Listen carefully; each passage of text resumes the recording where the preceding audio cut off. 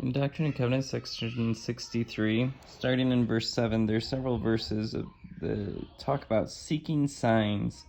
So trying to see miraculous things. So seeking signs is trying to see miraculous things to convince you of your belief, right? To convince you, maybe not of your belief, but to get you to change your belief. So it's people who say, well, if God does this miracle, then I will believe. Right, that's seeking a sign. So in verse 7 it says, "And he that seeketh signs shall see signs, but not unto salvation."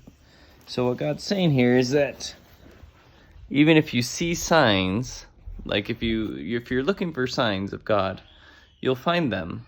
But that's not what's going to save you. And I think that there's kind of a mathematical, theological way to think about this. So the first principle of the gospel is faith in the Lord Jesus Christ. And if you see a sign and that's the reason why you believe is because there was some miracle or because someone's convinced you that it's true based on evidence, then that's not having faith. That's something else. Faith is the desire to believe and the action associated with believing in something that you don't have evidence for. And that's an important component of salvation, and it's necessary for salvation. So I think that there's that aspect of why that verse is true. But I think that there's the other aspect that people who see signs, lots of people see signs. I've had several miracles, for example, in my life that I've experienced. But if I didn't believe, if I didn't want to believe, I could explain those miracles away as either I was hallucinating or having some sort of psychotic episode, or I could explain it as it was a coincidence, or I could just ignore it and it wouldn't change me. I have to have belief before I can understand a sign as a sign from God.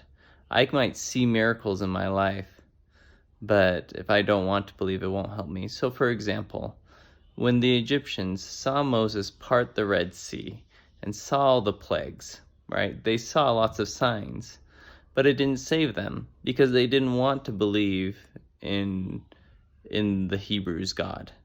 That's not something they weren't willing to change. They viewed it more as an obstacle. So the fact that the Egyptians were being plagued and they saw the sea open up and let the Israelites pass through, they were seeing that sign, but they didn't stop and think, wait a second. If their God is parting the Red Sea, maybe I shouldn't try to fight against them. That didn't occur to them because they were so blinded by their own desires and by their own hatred and their own goals that they couldn't let God change their hearts. And so you can see signs, but not unto salvation. Belief and faith has to precede the miracle in order for that miracle to bless you, to help towards your eternal salvation.